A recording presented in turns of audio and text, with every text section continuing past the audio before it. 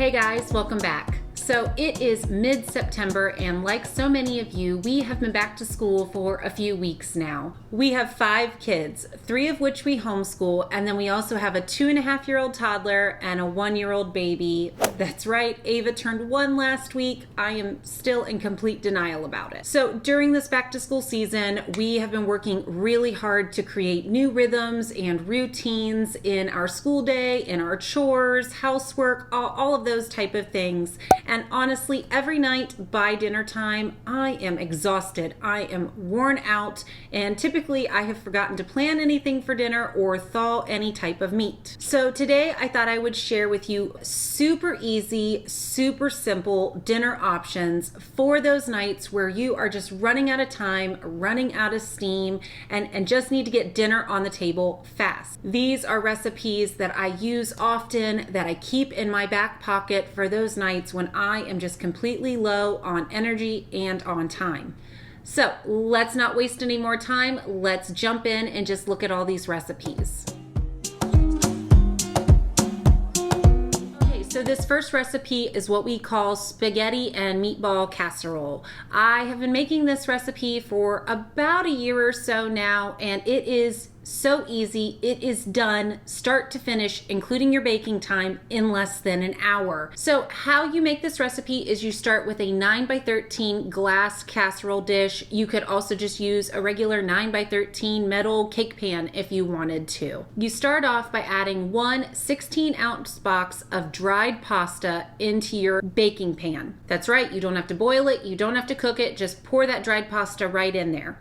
Next, you pour in 1 jar of pasta sauce. Now, I normally use one of the big pasta sauce jars from Costco. You can use a little bit of a smaller, like a 25-ounce jar if you want to. Next, you pour over 3 cups of water. Next, you need to add in 1 package of thawed meatballs. Now, I just pull these right out of the freezer when I am making the recipe and pop them into the microwave and just defrost them for just a couple of minutes just to get them nice and soft. They honestly don't even need to be completely unfrozen. After I thaw them in the microwave, I just dump them right into the casserole right on top of the pasta.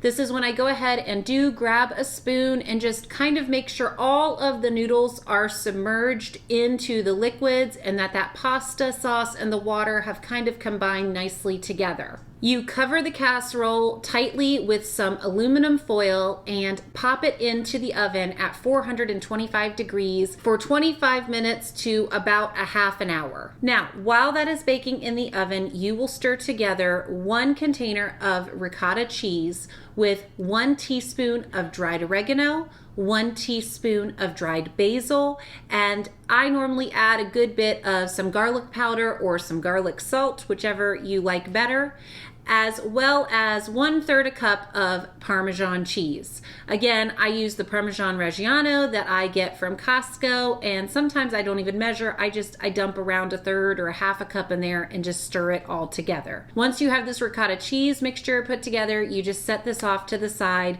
until your pasta is finished baking. Now, once 25 to 30 minutes are done, you go ahead and pull your casserole out of the oven and uncover it. Go ahead and take that foil off of the top. Be super careful. There's going to be a lot of steam built up in there, so use some gloves. Don't burn yourself, speaking from experience. And now you want to go ahead and grab that ricotta cheese mixture and just a spoon, and you're going to spoon the ricotta cheese into your casserole dish. There is no need to stir it in or anything. It's really nice just to kind of dollop this cheese mixture into your pasta dish. The last thing you're going to do is top the entire casserole with about 8 ounces of shredded mozzarella cheese. Now, of course, the day I was filming this, I was out of mozzarella cheese, so I just went ahead and used a Colby Jack mixture that I had already in the refrigerator. Honestly, you could use cheddar, you could use any cheese you would like, whatever you have on hand. And I don't tend to measure it. I just eyeball it and put several big handfuls of cheese on top of the casserole. Now, you're going to pop this back into the oven for just about 10 minutes, again on that 425 425 setting just until all of the cheese has melted and the sauce is really starting to bubble. Once you pull it out of the oven, you can, if you want to be fancy, top it with some parsley. I had some growing out in the garden, so this was an easy thing for me to do, but honestly, most of the time I skip this step. So let this cool down a good bit before you serve it, and I normally serve this alongside of a salad and some garlic bread. This is a staple in our house. Honestly, I could make it almost every single week. What children don't love spaghetti and meatballs? You know, most kids really do. If your kids are not a fan of ricotta cheese, you could always just use that in half and just put it in half of the casserole and not put it in the other half, or you could skip it all together. I have seen several recipes out there that are similar to that that don't have the ricotta cheese. Next recipe is for your oven. It is another dump and go recipe. This is chicken and wild rice casserole. I have been making this recipe for probably a decade or more. I honestly have no idea where I got the recipe. Probably online or from a friend, something like that. I know there's several variations of this out there, but this is just the way I have been making it for years and years and years. So you start this recipe with 2 cans of cream of something soup. You can use cream of mushroom, cream of chicken, cream of celery, honestly, whatever flavor you like or whatever you have in your pantry that you can use. Usually I like to make my own using, butter and flour and chicken stock and that kind of thing. But at this phase of life with, 5 kids, a toddler, a baby, I like any of the shortcuts that I can get. You put both cans of soup into a big bowl and whisk it together with equal parts of chicken broth. So I just go ahead and measure, 2 canfuls of chicken broth with those soup cans. Next, I add in 2 boxes of Uncle Ben's long grain and wild rice, as well as the seasoning packets that are in there. And again, just whisk all of this together. Then add 2 cans of drained green beans. You can use cut green beans, French green beans. You can even substitute fresh green beans or frozen if you wanted to. Once you have all of this stirred together, you're going to pour this into a greased 9 by 13 inch baking dish. Next, you're going to top this with 2 pounds of boneless, skinless chicken. You can use breasts, you can use thighs, whichever you like, but you do need to make sure that your meat is thawed. The last thing you're going to do is top your chicken with 1 packet of onion soup mix. And this just gives your chicken a really nice flavoring, and it makes it look really nice after it cooks in the oven for a while. You're going to cover this casserole tightly with aluminum foil, and you're going to bake it at 375 for about an hour and 15 minutes. Now, depending on what cut of chicken you're using and how thick it is, you may need to bake this for a little bit more or a little bit less. You will know that the casserole is done when the rice has absorbed all of the liquids and when your chicken reads 165 degrees. And that is it. You will have dinner on the table in, about an hour and a half, and it has all of your bases covered. You'll have chicken and rice and green beans. This 9 by 13 pan feeds our family of 7 dinner, and then we typically have enough leftovers for Justin and I to have the next day for lunch. Now, if you're not feeding an army like we are, you could definitely half this recipe and put it in a 9 by 9 baking dish or something similar like that.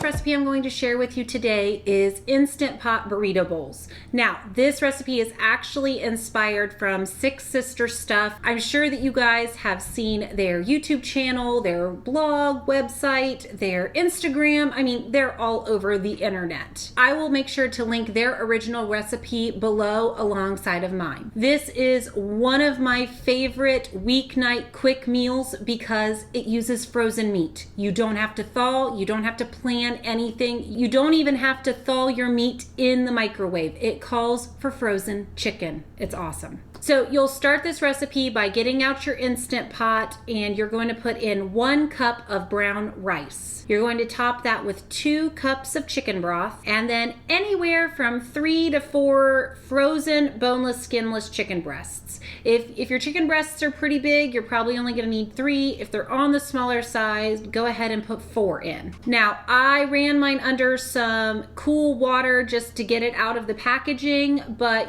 again, you're throwing these in frozen. Next, you're going to add 2 tablespoons of taco seasoning and 1 can of drained and rinsed black beans. Now, if your family doesn't like black beans, you could use pinto beans, kidney beans, or skip the beans altogether. Next is 1 can of drained corn. Now, I had bought some corn on the cob that week that I had left over, so I went ahead and just used fresh corn cut from the cob this time around. You could also substitute frozen. For measurement's sake, just keep in mind that the recipe is calling for 1 can of corn, so, a good cup or so. Next, 1 can of diced tomatoes. Now you're going to put your Instant Pot lid on and make sure you're setting the valve to sealing. Sometimes I forget that.